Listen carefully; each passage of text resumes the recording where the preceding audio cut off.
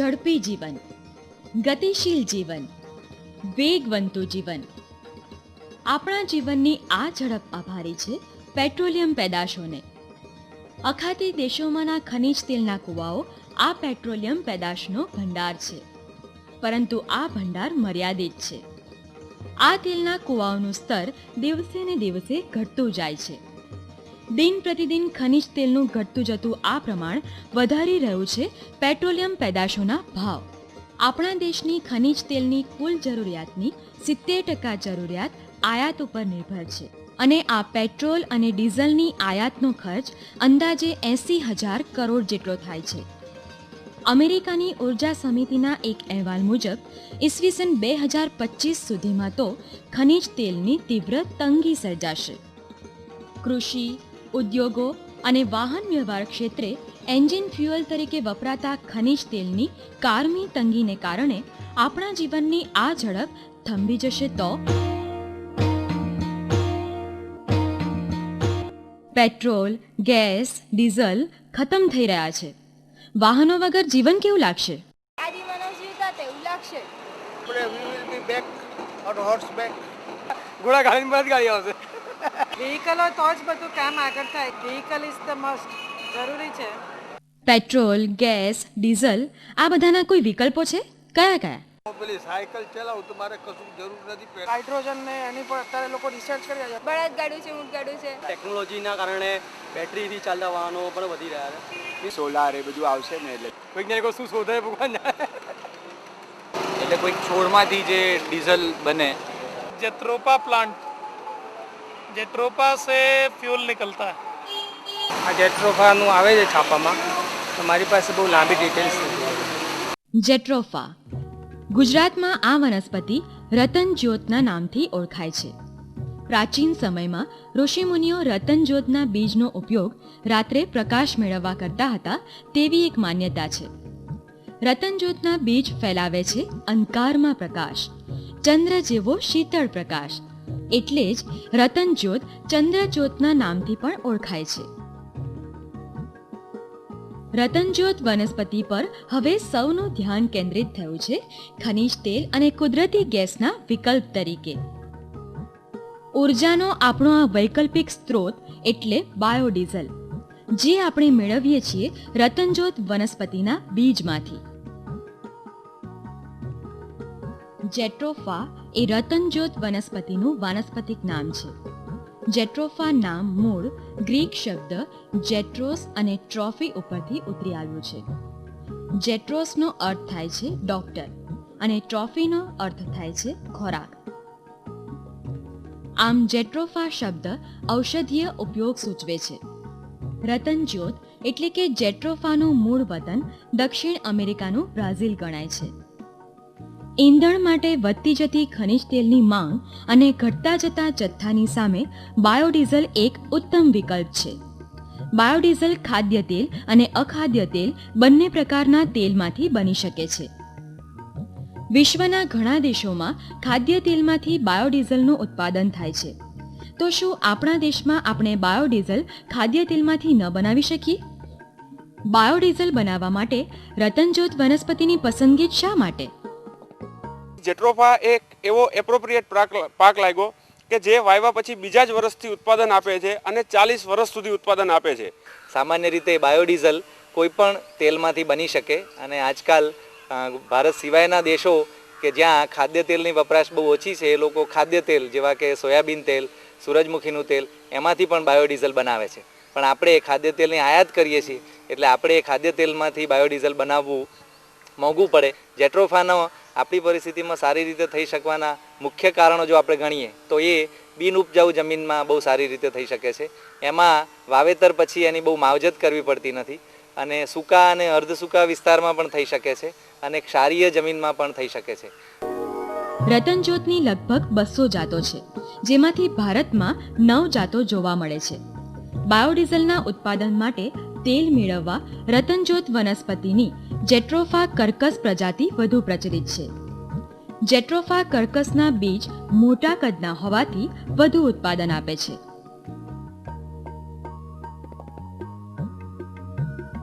એક અંદાજ મુજબ આપણા ગુજરાત રાજ્યમાં અંદાજિત 48.73 લાખ હેક્ટર પડતર જમીન છે, જે પૈકી આશરે 19 લાખ હેક્ટર જમીનમાં રતનજોતનું વાવેતર કરવાથી કાયમી ધોરણે આપણે પ્રાપ્ત કરીશું ઉર્જા ક્ષેત્રે આત્મનિર્ભરતા. રતનજોત એ વિલાયતી એરંડી, મોગલાઈ એરંડી, ઝીણો ઓરખડ, ચંદ્રજ્યોત, મન્નાક જેવા સામાન્ય નામે ઓળખાય છે. રતનજ્યોતની ઊંચાઈ અંદાજે 1 થી 3 મીટર હોય છે. રતનજ્યોતના પાન પહોળા, ગોળાકાર, 3 થી 5 ખૂણાવાળા, લીલા રંગના, ચિકાસ પડતા, લીસા અને સુંવાળા હોય છે. રતનજોતના ફૂલ 6 થી 8 સેન્ટીમીટર લાંબા, પીળાશ પડતા રંગના હોય છે. રતનજોતનું ફળ કેપ્સ્યુલ જેવું લંબગોળ, ચપટું, 1 થી 2.5 સેન્ટીમીટરનો ઘેરાવો ધરાવતો, પીળાશ પડતું, વજનમાં હલકો અને સુંવાળું હોય છે.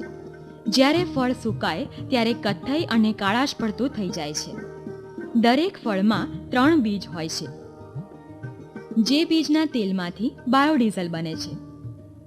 રતનજોતના વાવેતર માટેની જમીન.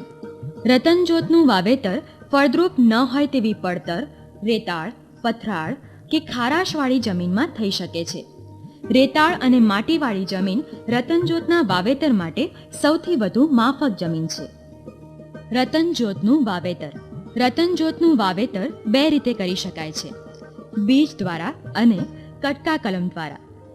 બીજ દ્વારા રતનજોતની વાવણી માર્ચ મહિનામાં છાણિયા ખાતર અને માટીના મિશ્રણવાળી પોલિથીન બેગમાં બીજ મૂકીને કરવામાં આવે છે. બીજ 6 થી 7 દિવસમાં અંકુરિત થઈ જાય છે. કોથળીમાં વાવેલો છોડ 1 મહિનાનો થાય ત્યારે ખેતરમાં યોગ્ય અંતરે 30 બાય 30 બાય 30 સેન્ટીમીટરનો ખાડો કરવામાં આવે છે. જૂન જુલાઈ માસમાં સારો વરસાદ થયે કોથળીમાં ઉગાડેલ રોપાને ખેતરના ખાડામાં રોપવામાં આવે છે.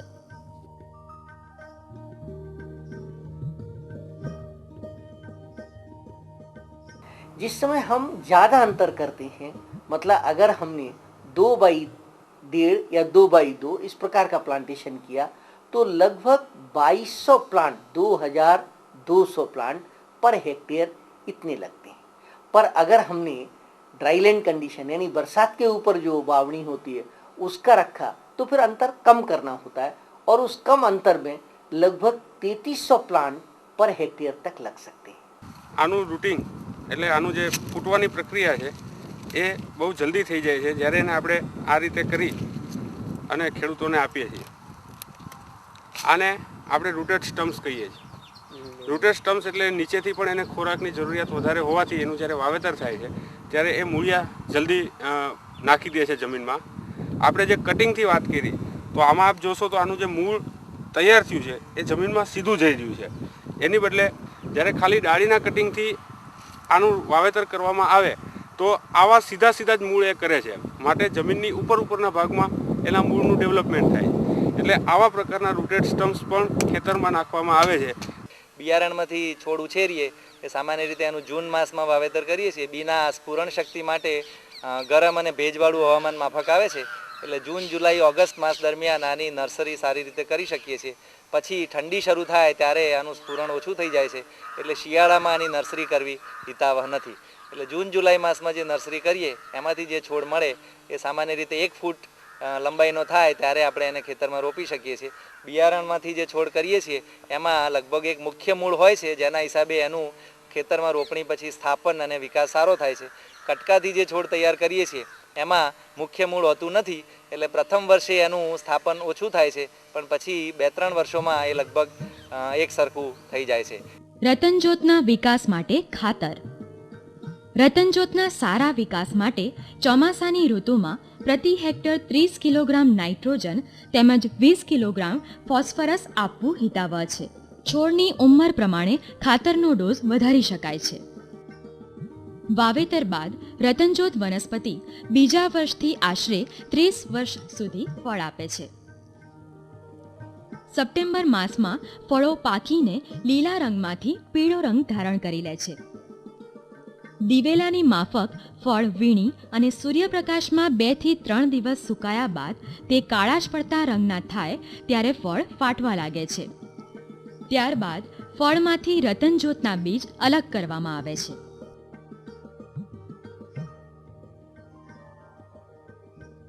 कि पूरे हेक्टेयर से लगभग 2200 किलो इतना बीज मिलेगा या 2200 से 3000 तक का हम कह सकते हैं कि इतना बीज मिल सकता है.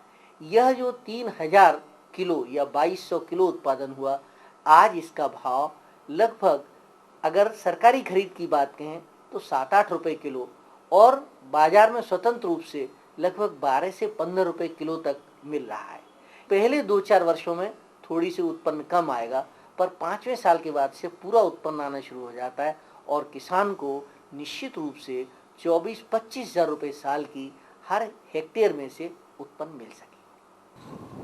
પહેલાં હું રાયડો, ઘઉં, તમાકુ, કપાસ આ વાવેતર કરતો હતો. આ વાવેતરમાં બીજ, બિયારણ, ખાતર, દવાઓના ખર્ચા ભરપૂર કરતાં પણ બજારની અંદર ભાવ ન હોય એ વખત જે ખર્ચ થતું અને જે આવક થતી એમાં તૂટ રહેતી, જેથી આ પાક તરફ હું ખેંચાણો કે ચલો એક સાલ વાવીશું, 35 વર્ષ સુધી ખેડ તો નહીં કરવી પડે. આને ખેડ ન કરો તો પણ ચાલે છે અને એટલા માટે મેં આ પાક અપનાવ્યો. આ પાક આમ 3 વર્ષે ઉત્પાદન આપે છે. મારા ત્યાં વાવેતર કરતાં પહેલી સાલે મેં 2000નું વેચાણ કરેલું અને હવે આ 3 સાલથી તો આનું ઉત્પાદન ભરપૂર હશે મારી જોડે. એટલે કમસે કમ વધારે નહીં પણ વીઘો મને 8 થી 10 હજાર રૂપિયા આપશે, જેમાં ખર્ચ મારો નીલ હશે. રતનજોત છોડ એક ઉપયોગ અનેક. સામાન્ય રીતે શેઢાપાળી ઉપર રોપવાથી આનો મુખ્ય ફાયદો એ છે કે આ પાકને ઢોર ખાતા નથી, એટલે ઢોરથી થતું નુકસાન આપણે ટાળી શકીએ છીએ અને એક વાડ તરીકે પણ આનો ઉપયોગ થાય છે. જો એનું દારીનું દાંતણ કરવામાં આવે તો દાંતના કોઈ રોગ થતા નથી. આ જે ટીપું પડી રહ્યું છે આ એ નેચરલ ડાય છે.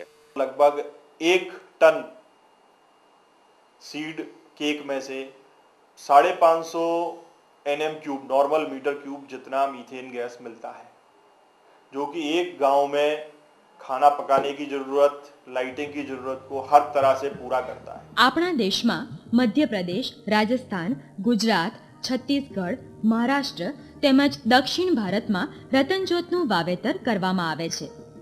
આ વનસ્પતિનું વાવેતર સમગ્ર ભારતમાં વધે તે માટે ભારત સરકાર સતત પ્રયત્નશીલ છે. હાલ ઘણી બિન સરકારી સંસ્થાઓ તેમજ સરકારી સંસ્થાઓ રતનજોતના વાવેતરને પ્રોત્સાહન આપી રહી છે. गुजरात सरकार की जो योजना है, उस योजना के अंदर जो वेस्टलैंड है, वह वेस्टलैंड के लिए अगर किसानों ने आवेदन किया तो उस जिले के कलेक्टर अपने यहाँ की जो वेस्टलैंड है वह वेस्टलैंड किसानों को एलोकेट कर सकते हैं, दे सकते हैं. और उसका जो मूल्य रखा गया है वह 500 रुपया प्रति हेक्टेयर यह लीज का मूल्य है, जिसमें कि 20 साल की या उससे अधिक समय के लिए किसानों को ज़मीन दी जाएगी. अगर उन्होंने उसके ऊपर रतनजोत लगाया तो वह सारा उत्पन्न किसानों का अपना उत्पन्न रहेगा.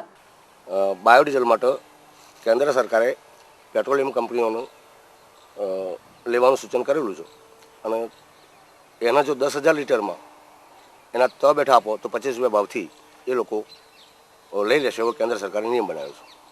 નાબાર્ડે ખેડૂતોને 3 અલગ અલગ રીતે ક્યાંક 8,000 રૂપિયા 1 એકરે, ક્યાંક 15,000 રૂપિયા અને ક્યાંક 18,000 રૂપિયા એકરે લોન આપવા માટેની એક ગાઈડલાઈન તમામ બેંકોને આપી છે. જેટ્રોફા માટેની લોન એક વખત ખેડૂતના નામે આવ્યા પછી પહેલાં 3 વર્ષ ખેડૂતે વ્યાજ અથવા તો મુદ્દલમાંથી કશું બેંકને આપવાનું નથી. ચોથા વર્ષથી લઈ અને 9મા વર્ષ સુધી એ તમામે તમામ જે એકર દીઠ એમણે લોન લીધી છે એ સરખા હપ્તામાં ખેડૂતે બેંકને રીપેમેન્ટ કરવાની. કેન્દ્ર સરકારના કૃષિ ખાતા દ્વારા એક બોર્ડ જે દિલ્હીમાં ચાલી રહ્યું છે એ આના ઉપર 25% સબસિડી આપે છે. રતનજોતનું વાવેતર તો જ પ્રકાશ ફેલાવશે જો રતનજોતના બીજમાંથી બાયોડીઝલ બનશે.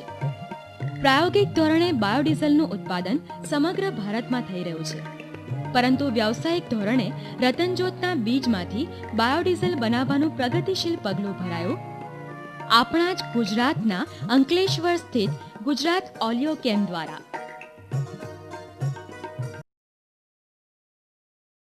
तो ये काफ़ी सेफ है। इसमें जो फ्लैश पॉइंट है वो 110 डिग्री के ऊपर आती है जट्रोफा से बने हुए बायोडीजल में, जबकि नॉर्मल पेट्रोल डीजल में ये लगभग 34 के आसपास है। तो फायर सेफ्टी के हिसाब से काफ़ी बड़ी सहूलियत है। આ ઉપરાંત આણંદ કૃષિ યુનિવર્સિટી આણંદ ખાતે પણ રતનજોતના બીજમાંથી બાયોડીઝલ બનાવવા માટે પ્રાયોગિક ધોરણે બાયોડીઝલ પ્લાન્ટ નાખવામાં આવ્યો છે। सबसे पहले हमने जेट्रोफा का जो फल होता है उस फल को तोड़ करके उसमें से बीज निकालना, इसको डिकॉर्टिकेशन कहते हैं। और फिर उस फल को, उसका जो बीज मिला वह बीज काले रंग का रहता है, उस बीज को उस ऊपर से कोट निकालना, इसको डीहलिंग कहते हैं। यह जो डीहलिंग की प्रोसेस है, उसके बाद उसके अंदर से कर्नल निकलता है, उस कर्नल को तोड़ करके और फिर उसमें से तेल निकालना, मतलब जिसे ऑयल एक्सट्रैक्शन का प्रोसेस कहते हैं। यह पूरा का पूरा प्रोसेस हमने डेवलप किया, उसकी सारी मशीनरी हमने अपनी बनाई है और बनाने के बाद हमने एक पायलट प्लांट इस यूनिवर्सिटी में इंस्टॉल कराया। उस पायलट प्लांट की जो कैपेसिटी है वो 100 किलो सीड पर आवर इस प्रकार से प्रोसेस हो सकता है, या अगर हम सरलता से कहें तो लगभग आधा टन बायोडीजल और आधा टन रतनजोत का तेल प्रतिदिन तैयार हो सकता है।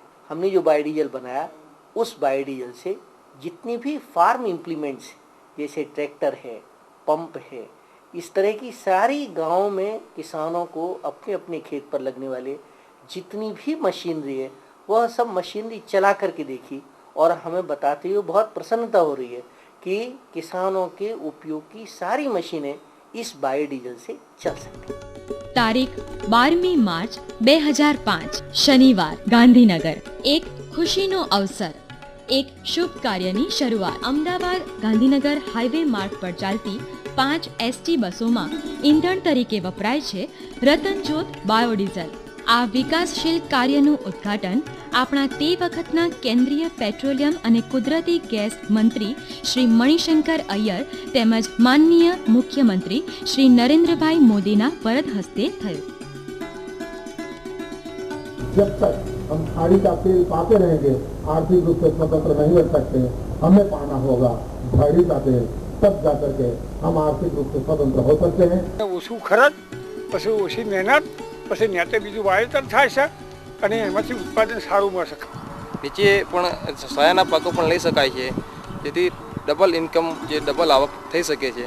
આ જોઈ આ વિચારી અને મેં આ પાક વાવવાનું નિશ્ચિત કર્યું। તમારી સંસ્થાની ગાડી એન્જિનમાં કોઈપણ પ્રકારના ફેરફાર કર્યા વગર 20% બાયોડીઝલથી છેલ્લા 8 મહિનાથી ચાલી રહી છે અને કોઈ જ પ્રકારની તકલીફ નથી। રતનજોત એટલે સોનામાં દીવો, એટલે આ 96 સોનું કહેવાય। સરકારશ્રી આવો જ સાથ ઈચ્છે છે રતનજોતના વાવેતર માટે। વધુ ને વધુ ખેડૂતો જોડાતા જાય, વધુ ને વધુ રતનજોતના છોડવા લહેરાય। હવે ખાડીનું નહીં ઝાડીનું તેલ રતનજોત।